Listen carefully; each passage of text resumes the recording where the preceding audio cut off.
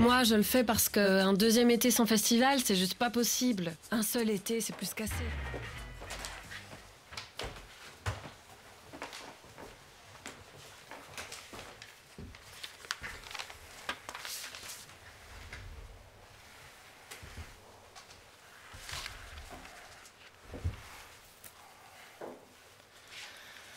Mesdames et messieurs, bonjour. Goedemorgen iedereen. Nous sommes le mercredi 16 septembre. Aujourd'hui, ça sera notre 78e conférence de presse. Et comme depuis 6 mois, nous sommes là pour vous informer, pour vous expliquer la situation, comme nous le faisons bien sûr tous les jours via nos médias sociaux, le numéro d'information que vous connaissez ainsi que le site web. Et je passe directement la parole à Yves Van Latem pour faire un point de la situation épidémiologique en Belgique. Goedendag iedereen, bonjour à toutes, bonjour à tous. Alors nous allons commencer par revoir les chiffres épidémiologiques qui, comme vous le savez, ont une tendance plutôt fâcheuse ces derniers temps. Les 7 derniers jours, on a eu en moyenne 779 nouveaux cas par jour, ce qui est une augmentation de plus de 50%. Ces chiffres continuent d'augmenter et l'augmentation actuelle va dans une direction d'un doublement des chiffres tous les 12 jours, donc tous les moins de 2 semaines. Pour vous donner une idée des chiffres les plus récents, le vendredi 11 septembre, nous avons observé le chiffre quotidien le plus élevé depuis la mi-juillet, et en l'occurrence 1139 nouveaux cas positifs en une seule journée. Si on s'intéresse à la répartition par âge, par tranche d'âge, on se rend compte que l'entièreté des tranches d'âge sont touchées, même si actuellement les jeunes dans la vingtaine restent la tranche d'âge la plus atteinte. Nous avons cependant aussi récemment maintenant une augmentation dans la tranche d'âge de 10 à 20 ans et aussi une certaine augmentation dans les personnes âgées, plus de 70 ans globalement parlant.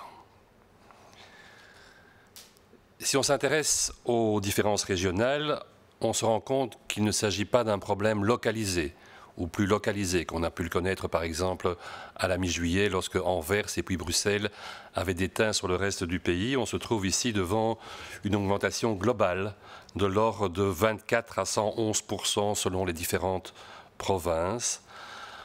Le nombre de cas le plus élevé étant, je dirais, actuellement toujours présent à Bruxelles-Capitale, puisque à Bruxelles, nous avons 166 nouveaux cas par jour la semaine dernière, plus 24%, suivi de très près d'ailleurs par Anvers avec 160 nouveaux cas, où là l'augmentation est plus importante. Anvers était redescendu de manière plus significative, l'augmentation est de 59%. Si on accepte la région de Bruxelles-Capitale d'une part et Anvers, ce sont les provinces de Flandre orientale et de Liège dans lesquelles cette augmentation a été la plus marquée, avec respectivement 85 et 73 nouveaux cas par jour. Alors il faut souligner, et c'est vrai que c'est présent dans beaucoup de commentaires ces derniers temps, que très clairement le nombre de tests a fort augmenté. Le nombre de tests actuellement en moyenne est de l'ordre de 28 000 tests par jour. Cependant, il faut dire en même temps que le pourcentage de tests positifs par rapport aux tests effectués n'a pas diminué, mais est d'abord resté un peu stable et puis tend à augmenter puisqu'on est passé ainsi d'environ 2,4 à un bon 3% actuellement au niveau national, avec des pics comme à Bruxelles-Capitale où plus de 6% des tests actuellement restent positifs par rapport au total de ceux qui sont effectués.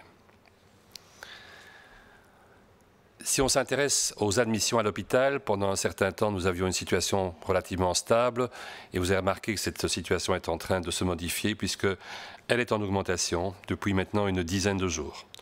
Nous avons en moyenne 33 admissions par jour à l'hôpital contre 21 il y a 2 semaines.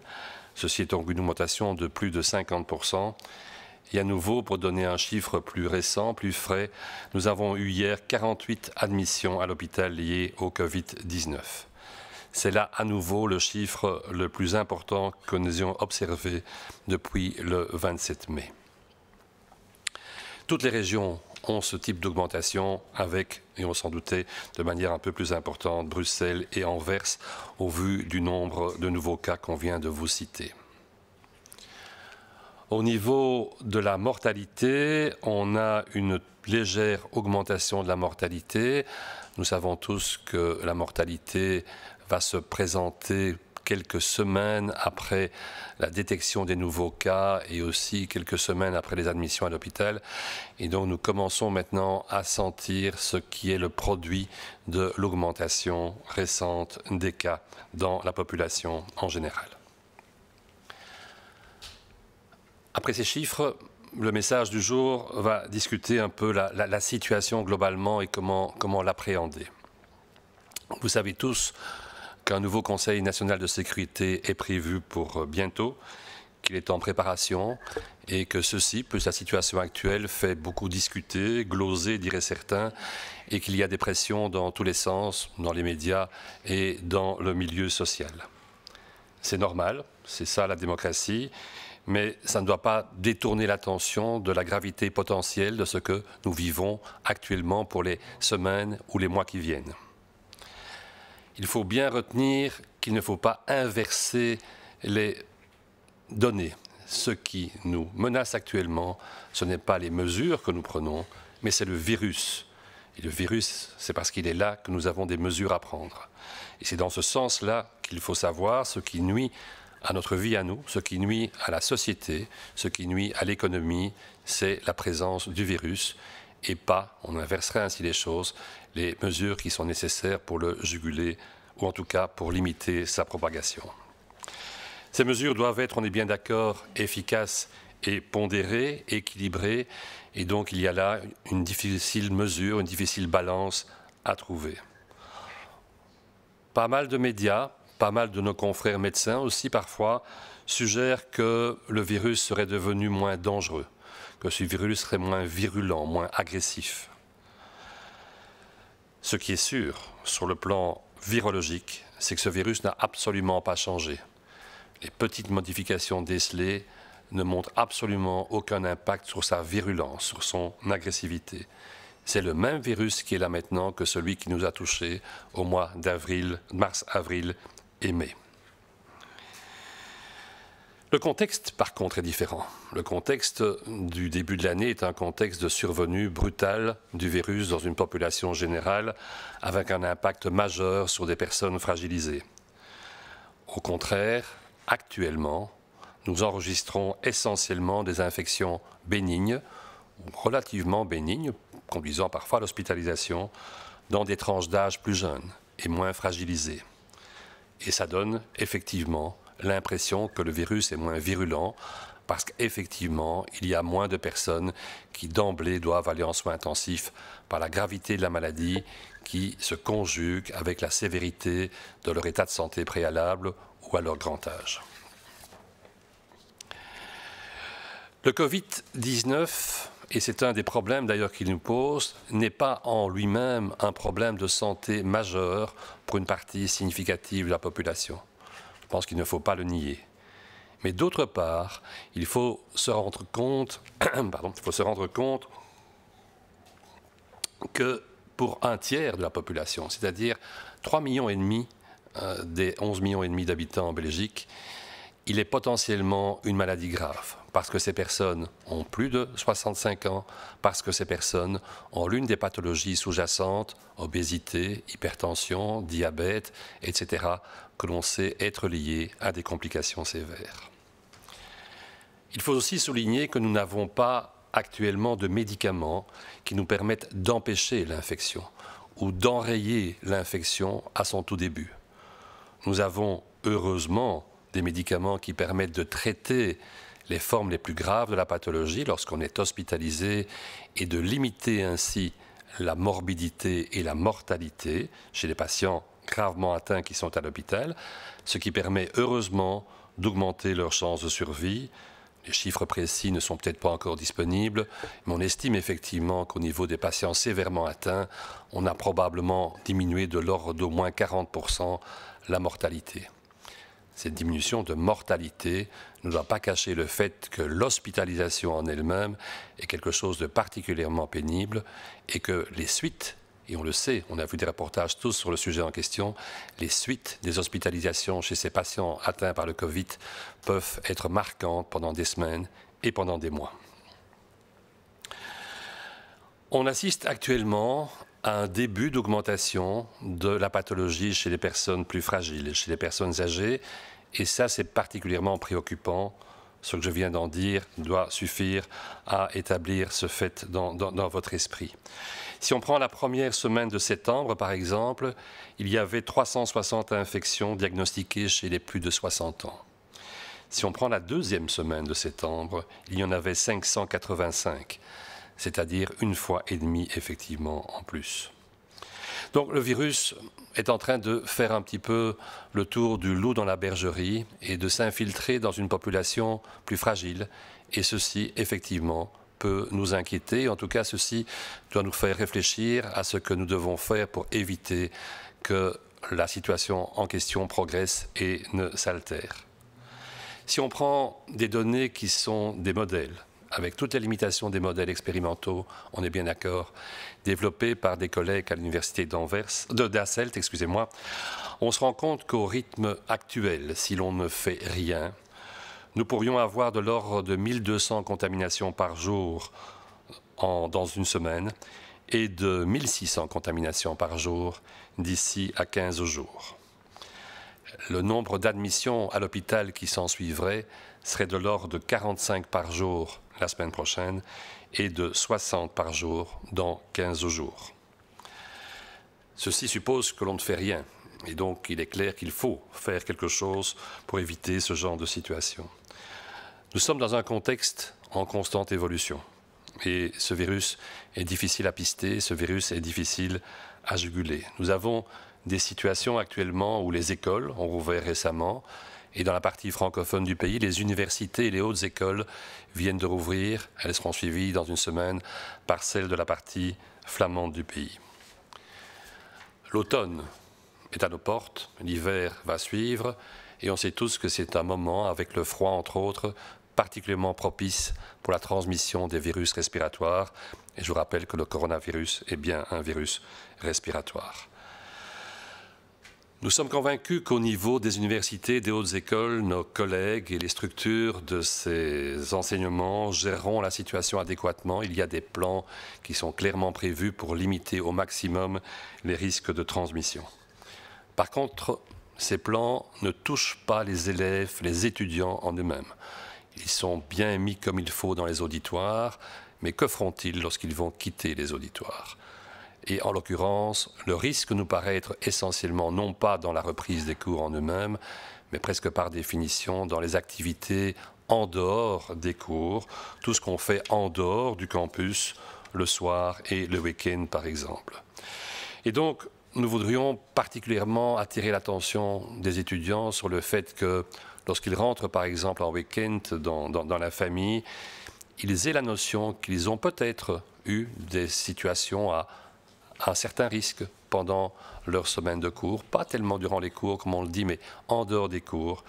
Et donc on voudrait leur demander d'être particulièrement attentifs, d'observer une certaine distance. On ne demande pas d'être froid par rapport à, mais une certaine distance par rapport aux personnes plus âgées dans leur entourage familial et tout spécialement leurs grands-parents par exemple, ou des personnes qui seraient fragilisées par une pathologie sous-jacente. Veuillez le faire tout particulièrement si vous savez que vous avez pris des risques. Si vous savez que vous avez pris, par exemple, part à des réunions de nombreuses personnes, peut-être sans masque, proches l'une de l'autre.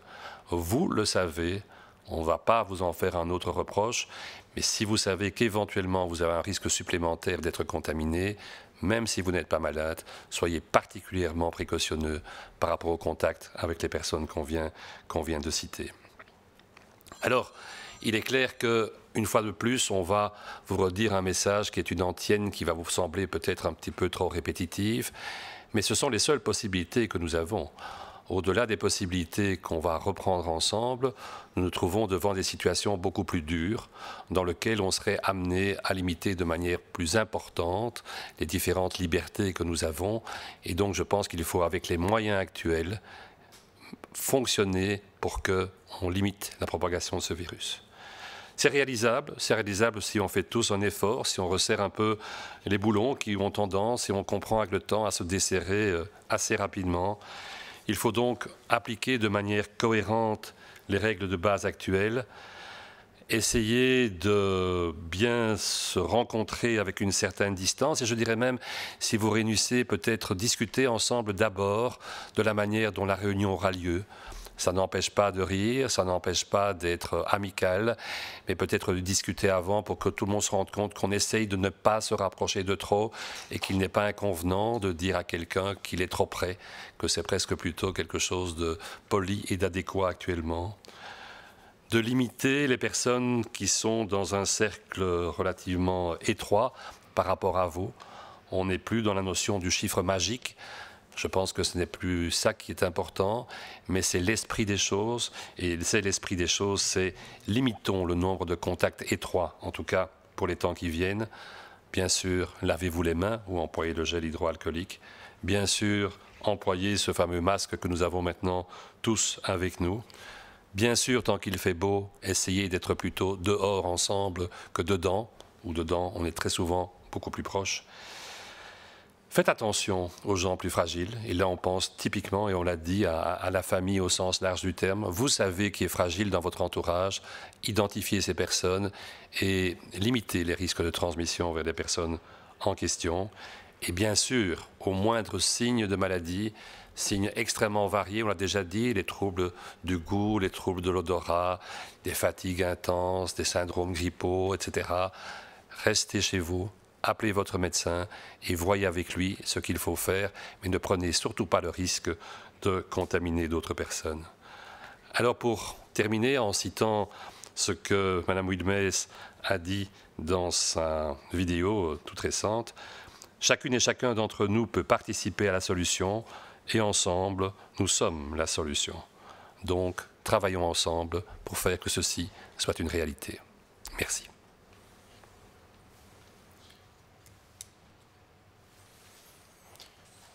Goedemiddag iedereen, bonjour tout le monde. Naar goede gewoonte beginnen we met een overzicht van de cijfers van de voorbije 7 dagen. De voorbije 7 dagen werden er gemiddeld 779 nieuwe gevallen per dag vastgesteld in België. Dat is opnieuw een stijging van 52% in vergelijking met de week ervoor. De cijfers blijven dus in stijgende lijn.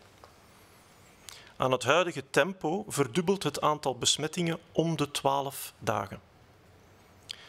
Op vrijdag 11 september werden 1139 gevallen op 1 dag vastgesteld.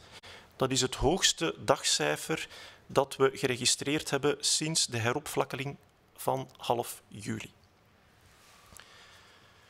We zien toenames in alle leeftijdsgroepen en over heel het land. Er worden nog steeds iets meer besmettingen vastgesteld bij 20-jarigen, maar we zien nu vooral ook een duidelijke stijging bij andere leeftijdsgroepen, waaronder kinderen, vooral in de groep van 10 tot 20-jarigen, en ook bij ouderen. Er zijn toenames in alle provincies, die gaan van plus 24% tot plus 111%. Het hoogste aantal nieuwe gevallen zien we nog steeds in het Brusselse hoofdstedelijke gewest, weliswaar nauw gevolgd door Antwerpen. In Brussel zijn er de afgelopen 7 dagen 166 nieuwe gevallen vastgesteld. Dat is een toename van 24%. In Antwerpen zijn dat er 160. Dat is een toename van 59% in vergelijking met de week ervoor. Behalve Brussel en Antwerpen zien we momenteel ook een hoog aantal gevallen in de provincies Oost-Vlaanderen en Luik, met respectievelijk gemiddelden van 85 en 73 nieuwe vastgestelde gevallen per dag. We zien ook nog steeds een toename van het aantal uitgevoerde testen, met een gemiddelde van ruim 28.000 testen per dag. Maar tegelijk stellen we ook een lichte stijging vast van het percentage positieve testen, richting 3%. Dit betekent dat we niet alleen meer testen, maar dat er ook meer gevallen zijn. In het Brusselse hoofdstedelijke gewest leverde de afgelopen week zelfs ruim 6% van alle uitgevoerde testen een positief resultaat op. Ook de ziekenhuisopnames gaan ondertussen al een tiental dagen in stijgende lijn. De afgelopen 7 dagen waren er gemiddeld 33 ziekenhuisopnames per dag. De week ervoor waren dat er nog 21. Dat is een toename van 57%. Gisteren werden er 48 nieuwe patiënten met COVID opgenomen in het ziekenhuis. Dat is het hoogste aantal opnames sinds 27 mei. Deze toename in ziekenhuisopnames speelt zich af in quasi alle regio's van het land, met Brussel en Antwerpen op kop. Gelukkig blijft het aantal overlijdens nog beperkt, met gemiddeld 3 overlijdens per dag in de voorbije 7 dagen, in vergelijking met 2 in de week daarvoor. Zoals u weet wordt er momenteel hard gewerkt aan een nieuw advies voor de Nationale Veiligheidsraad in verband met de toekomstige maatregelen en de aanpak van de COVID-crisis. Er zijn vele opinies, er wordt heel veel druk gezet langs alle kanten. Dat is normaal, maar dat mag ons vooral niet afleiden van de blijvende ernst van de situatie. Het is in de eerste plaats het virus dat onze gezondheid en samenleving schaadt en niet de maatregelen. We mogen ons zeker niet van vijand vergissen. Deze maatregelen dienen om ons te helpen. Ze moeten weliswaar effectief en gebalanceerd zijn en dat is een continu verbeterproces. Er wordt soms gesuggereerd in de media, ook door dokters, dat het virus minder gevaarlijk zou zijn geworden. Dit hangt echter af van de perceptie en van de context. Als viroloog kan ik u bevestigen dat het virus niet veranderd is. Het gaat nog steeds om exact hetzelfde virus met dezelfde eigenschappen als het virus dat onze ziekenhuizen deed volstromen in maart en april. Dat is een feit. De context die is wel veranderd. We registreren momenteel meer milde infecties bij jonge mensen en dat geeft de indruk dat het virus minder gevaarlijk zou zijn geworden. Het klopt dat COVID voor een deel van de bevolking relatief weinig problemen oplevert.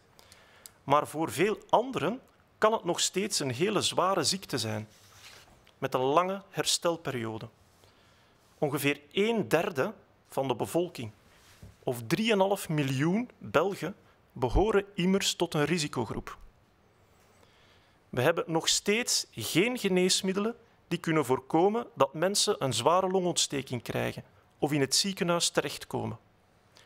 Het is gelukkig wel zo dat we betere behandelingen hebben voor de zwaar zieke mensen in het ziekenhuis, waardoor de kans om een zware infectie te overleven inderdaad verhoogd is. Maar dit verhindert niet dat mensen nog steeds moeten opgenomen worden in het hospitaal en zwaar ziek kunnen worden. Ondertussen zien we jammer genoeg ook een stijging van het aantal besmettingen bij oudere mensen. En dat is een reden tot bezorgdheid. In de eerste week van september werden er 360 infecties vastgesteld bij 60-plussers. In de tweede week van september waren dat er 585, of 1,5 keer meer. Het virus infiltreert onze samenleving als een wolf in schapenvacht. De druk bouwt zich op. Onze collega's van de Universiteit van Hasselt hebben berekend dat we aan het huidige tempo binnen een week aan 1200 besmettingen per dag zullen zitten en binnen 2 weken aan 1600. Het aantal ziekenhuisopnames zou volgende week 1,5 keer hoger kunnen liggen, een 45-tal per dag, en binnen 2 weken 2 keer hoger, een 60-tal opnames per dag. Het is wel belangrijk om te zeggen dat deze berekening ervan uitgaat dat de context niet wijzigt en de huidige trend zich zal doorzetten. Dat is niet zeker. De context verandert namelijk voortdurend. De scholen zijn sinds kort geopend en volgende week begint in Vlaanderen het nieuwe academiejaar voor tienduizenden studenten. Het najaar en de winter staan voor de deur. Het koude weer kan de verspreiding van het virus in de hand werken. Die context is dus in volle evolutie. Deze start van het academiejaar is een belangrijke gebeurtenis. Het legt de basis voor de toekomst van onze jonge mensen. Ik ben ervan overtuigd dat onze hogescholen en universiteiten dit goed zullen aanpakken met een veilige organisatie van de lessen en van de practica. Aan de studenten willen we wel vragen om goed op te letten, vooral tijdens het studentenleven buiten de campus, op kot of tijdens het verenigingsleven of uitgaansleven. Let op wanneer u in het weekend naar huis keert en hou eventueel ook wat meer afstand van uw ouders, grootouders of andere familieleden, in het bijzonder wanneer deze tot een risicocategorie behoren. En doe dit ook in het bijzonder wanneer u in de week voordien of in de 2 weken voordien meer risico op besmetting hebt gelopen. Laat ons er vooral samen verder aan werken om die besmettingscijfers weer naar omlaag te krijgen. Dat streefdoel is haalbaar. We moeten er in principe niet meer voor laten dan vandaag. We moeten vooral de bestaande basisregels consistent toepassen. En ik som ze graag nog even voor u op. Spreek op voorhand af met uw vrienden, met uw familie, om die 1,5 meter afstand te houden wanneer u samenkomt. En beperk het aantal mensen met wie u dichter contact heeft. Beperk dat tot een kleine kring. Hoe kleiner, hoe beter. Was of ontsmet regelmatig uw handen. Draag een mond-neusmasker daar waar u geen afstand kan houden of daar waar het verplicht is. En doe zoveel mogelijk van uw activiteiten buiten of in goed geventileerde ruimtes. En wees vooral extra voorzichtig bij oudere en kwetsbare personen. Blijf ook thuis als u symptomen heeft die mogelijk op COVID kunnen wijzen. En tenslotte zou ik willen eindigen met een citaat van onze premier. Ieder van ons is een deel van de oplossing. Wij zijn samen de oplossing. Laat ons dus samen dit virus terugdringen. Dank u voor uw aandacht.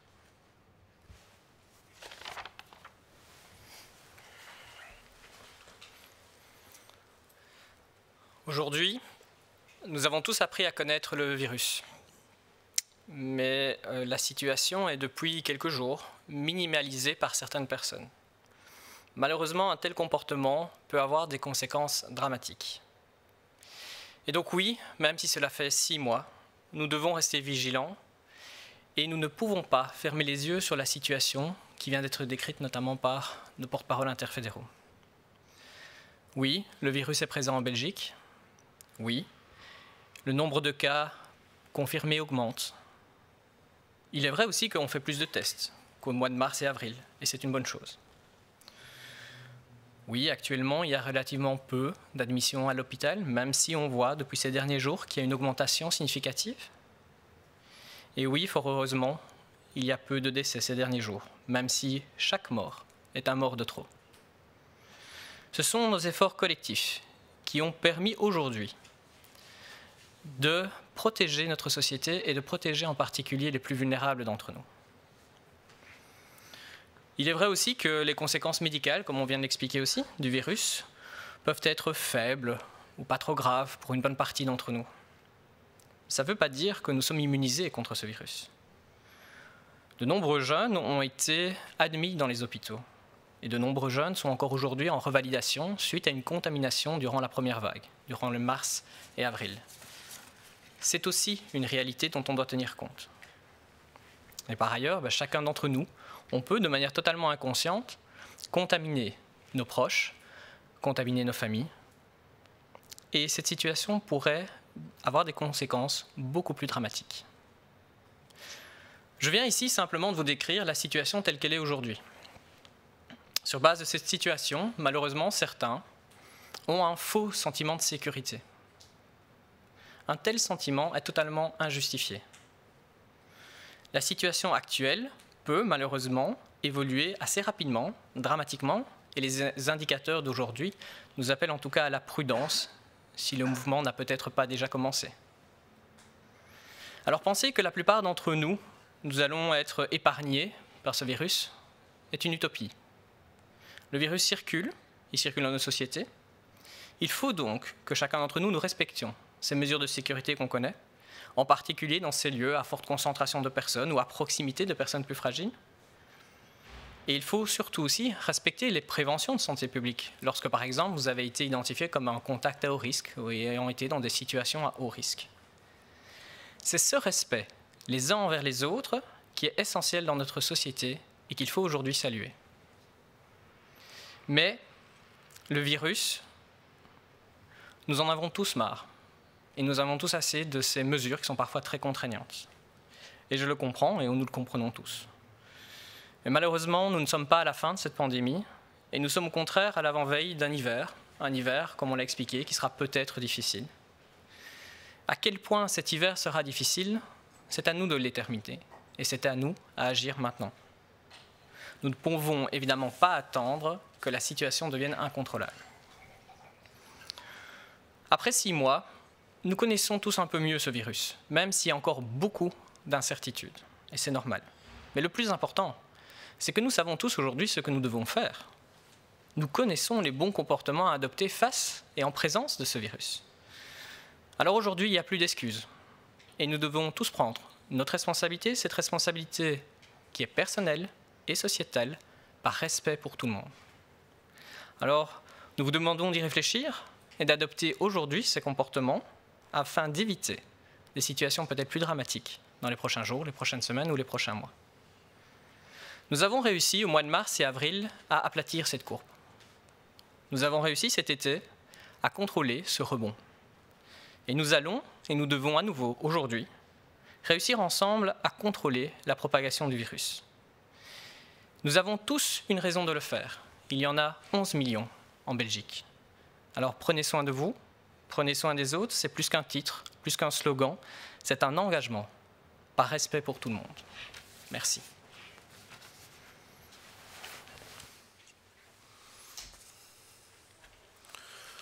Goedemorgen.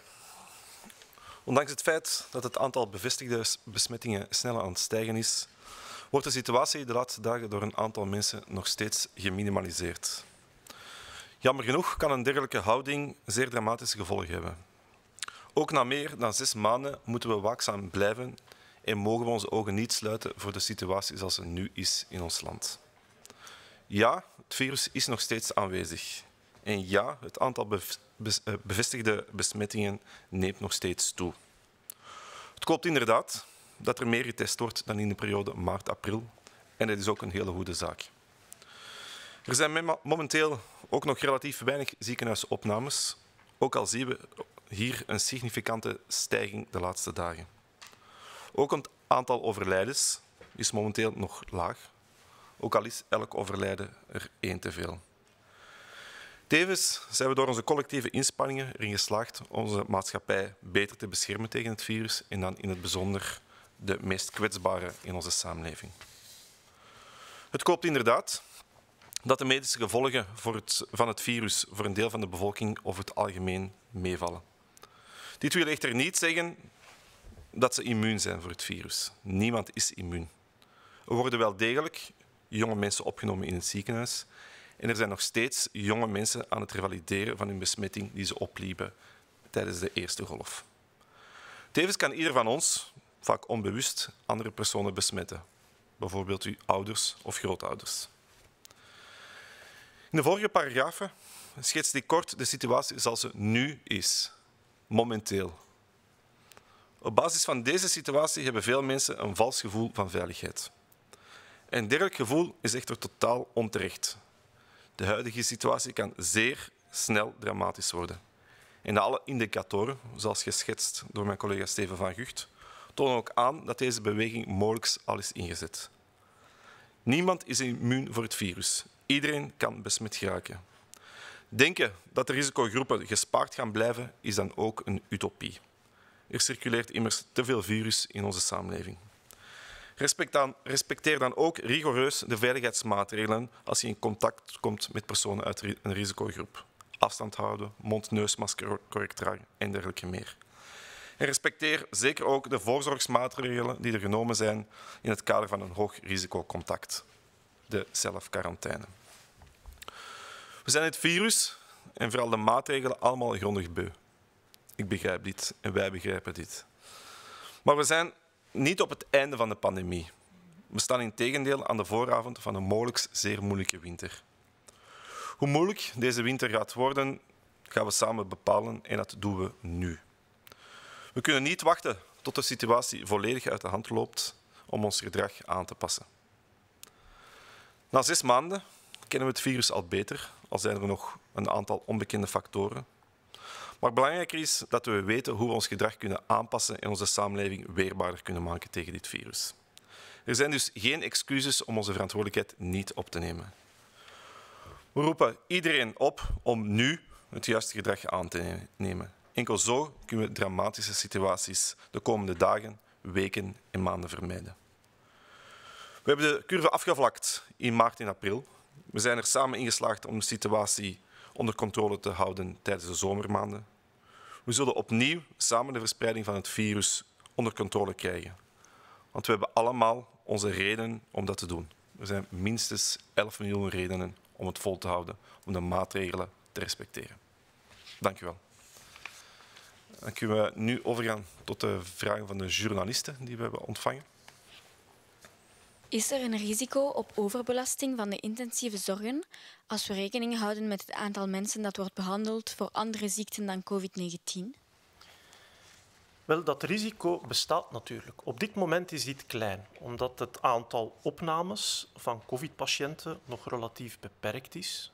Een 30-tal, 40-tal per dag. Momenteel liggen er 67 mensen op intensieve zorgen met COVID-19. Dit is makkelijk beheersbaar door de ziekenhuizen. Maar het klopt dat eigenlijk de uiteindelijke doelstelling van alles wat we doen eruit bestaat om ervoor te zorgen dat de ziekenhuizen niet opnieuw overbelast worden. Dat is het allerbelangrijkste objectief van de maatregelen.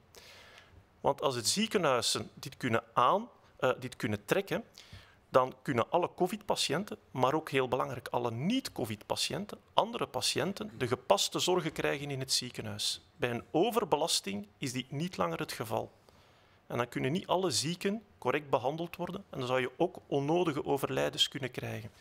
Dus het is absoluut cruciaal dat we ook deze komende winter ervoor zorgen dat die overbelasting er niet komt. En dan zit je met het probleem dat het om een nieuw pandemisch virus gaat. Ook al zijn de cijfers nu nog beheersbaar, dat kan snel veranderen. Als je het virus volledig vrij spel geeft, dan verdubbelen de cijfers om de 3 dagen. Dat is te snel. Dat zou leiden tot een overbelasting. Momenteel verdubbelen de cijfers om de 12 dagen. Dat is gelukkig nog een stuk trager dan het echte potentieel dat dit virus heeft. Het feit dat het trager gaat, is omwille natuurlijk van alle maatregelen die we nemen. Dus op dit moment is dat risico niet direct aan de orde, maar het kan zich wel stellen in de toekomst wanneer we te veel ruimte geven aan het virus.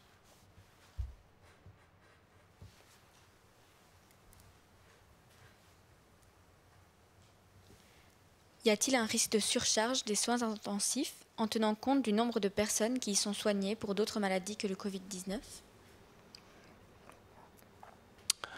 Actuellement, ce risque ne se présente pas. Effectivement, nous avons de l'ordre d'une 70aine de patients hospitalisés en soins intensifs, c'est-à-dire un peu moins de 4% du nombre de lits potentiellement admissibles pour des patients Covid-19.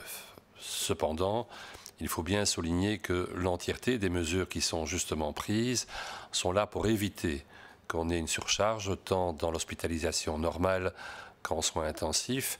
Rappelons qu'au moment du pic en avril, nous avions plus de 1200 patients en soins intensifs. Nous avons réussi à éviter la catastrophe à ce niveau-là, mais la charge de travail a été particulièrement intense pour le personnel hospitalier et donc les soins que l'on donne aux patients en payent un certain prix, bien sûr, par rapport à des soins qui peuvent se faire d'une manière moins surchargée.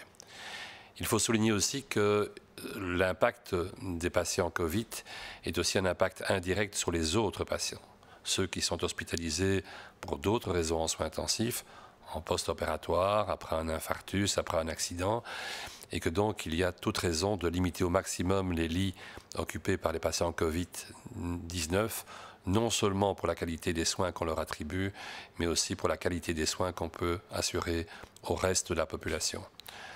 Ce n'est qu'en maîtrisant les choses comme on essaye et qu'on va le faire maintenant, en empêchant le virus de tourner au maximum de sa capacité, c'est-à-dire d'avoir un doublement du nombre de cas tous les 3 jours. Je vous rappelle que nous sommes à un doublement actuellement tous les 12 jours, que l'on pourra éviter justement d'entrer dans une phase exponentielle, conduisant à un nombre d'hospitalisations rapidement croissant et éventuellement à un problème au niveau des soins intensifs.